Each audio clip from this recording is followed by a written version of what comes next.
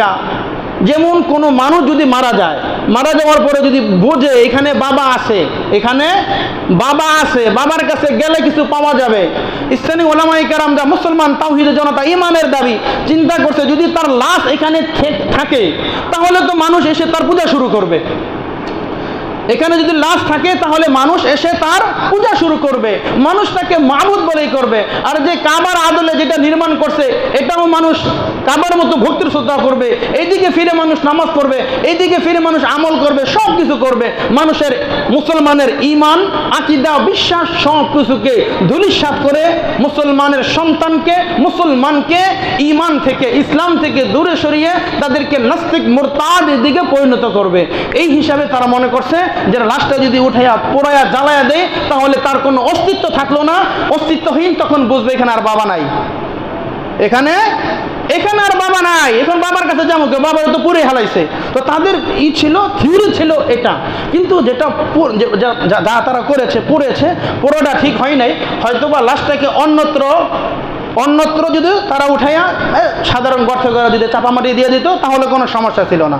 ইসলামী শরীয়ত বলে মুরতাদ মারা গেলে মুসলমানের কবরে মাটি দেওয়া হারাম এবং তাকে মুসলমান কবরস্থান দিবে এটাও তার জন্য হারাম। সাধারণ গর্তে ধাক্কা দিয়ে ফেলে দিয়ে মাটি দিয়ে তাকে ঢেকে দাও। হ্যাঁ, তাহলে মুসলমানের আকীদা বিশ্বাস বাঁচানোর জন্য তারা এই কাজটা ওই সময় করেছিল। কোন প্রশ্ন হলো যে নুরু পাগলা, তার যে আকীদা বিশ্বাস দেখলাম সে ছিল খ্রিস্ট ধর্মের, তার যেই অবস্থা ছিল সে কোরআনে কারিমের যেই আগেই বলেছিলাম কেউ যদি যে কুফরুত তাকযীব সত্যকে অবিশ্বাস করে, কুফরুল ইবাই ওয়াল ইস্তিগফার অহংকার বশত জানা সত্ত্বেও যদি আল্লাহ কোরআন নবীর বাণীকে যদি অবিশ্বাস করে তাহলে সে মুসলমান থাকবে না, সে কি হবে? মুরতাদ হবে। কোরআনে কারিমকে বলেছে এটা ভুস পাতা, অর্থাৎ এটা কোনো বিষয় নয়, এটা অমর্চিন্ত একটা বিষয়। আল্লাহ রাসূলকে বিশ্বাস করে না, তার কালিমা লা ইলাহা ইল্লাল্লাহ ইমাম মেহেদী মুহাম্মদ রাসূলুল্লাহ তার নামের সাথে মুসলমানদের ঈমান আকীদা, মুসলমানদের তার অনেক দিনের সাধনা, তার অনেক দিনের সাধনা। এখন অনেকে বলে সে কি মুসলমান হয়েছে না মুরতাদ হয়েছে না কাফের হয়েছে, বলে তার ব্যাপারে এত এশকাল।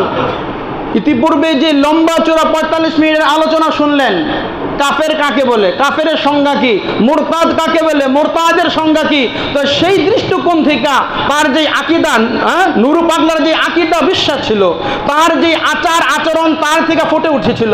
মরার আগেও বলে সেই কাবার আদলে, সে কাবার আদলে যে কবর 12 ফিট পর্যন্ত উঁচু করেছিল, পুরা সে চিন্তা করেছে যে এটা করার পরে হয়তো আমার ভক্তবৃন্দ যারা রয়েছে, আমার অনুসারী যারা রয়েছে, সে খ্রিস্ট ধর্মের দিকে মানুষদেরকে দাওয়াত দিত। খ্রিস্টান মিশনারিদের কাজ ছিল বলে গোপনে গোপনে তারা লেবাস পোশাক সব কিছুতে সাচ্চা মুসলমান, কিন্তু ভিতরে ভিতরে কুফরুন নেফাক। কাফের 5টা অর্থ গেছে না, কাফের 5ম নম্বর ভিতরের মধ্যে নেফাকি।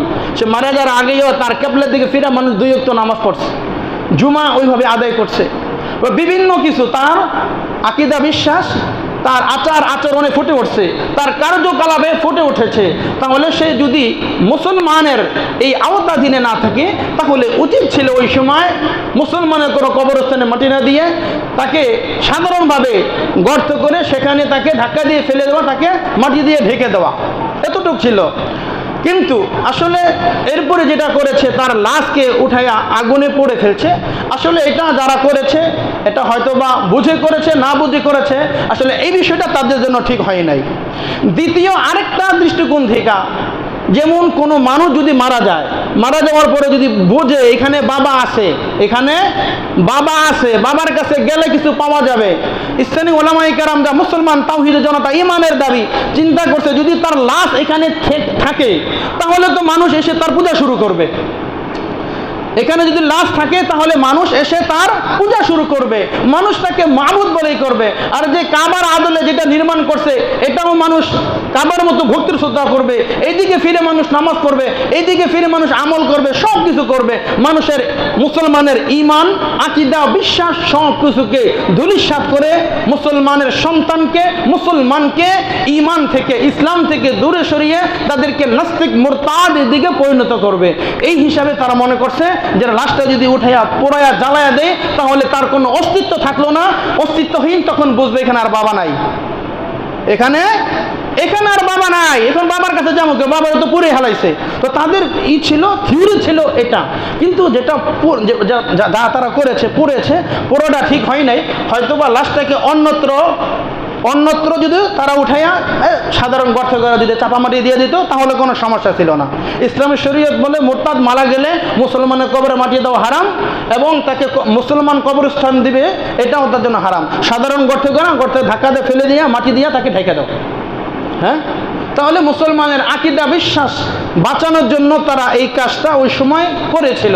যাই হোক, সর্বোপরি কথা হলো এটাই, বলে এই শুধু নুরু পাগলা যে তার আচরণ, আকীদা বিশ্বাস ফুটে উঠেছে, প্রকাশ পেয়েছে, সেজন্য তাকে আমরা হয়তোবা ইসলামদ্রোহী বলি, ইসলাম বিদ্বেষী বলি, খোদাদ্রোহী বলি, ধর্মদ্রোহী বলি। কিন্তু এই নুরু পাগলার মতো পর্দার আড়ালে হাজারো নুরু পাগলা এমন সমাজের মধ্যে, দেশের মধ্যে আছে, যাদের আবির্ভাব হয়েছে কিন্তু এখনো পর্যন্ত প্রকাশ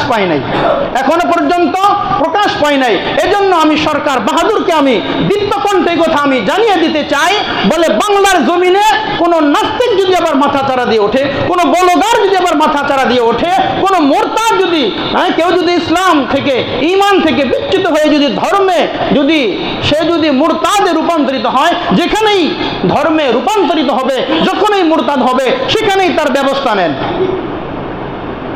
যদি এই ব্যবস্থা নিতে পারেন তাহলে বাংলার মুসলমানের ঈমান আকীদাকে ভালো রাখতে পারবেন।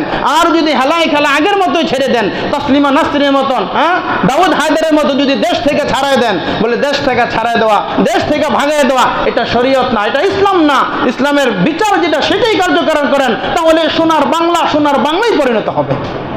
আল্লাহ রাব্বুল আলামিন আমাদের সকলকে বলে এই সকল ফিতনা ফাসাদের জমানায় বলে হার কিসমের কুফরি থেকে, নেফাকি থেকে, বলে ইসলাম বিদ্বেষী মনোভাব থেকে আল্লাহ আমাদের সকলকে হেফাজত করুন। ইসলামের উপরে, দ্বীনের উপরে, মৃত্যু পর্যন্ত ঈমানের উপরে আল্লাহ আমাদেরকে দায়েম এবং কায়েম রাখুন।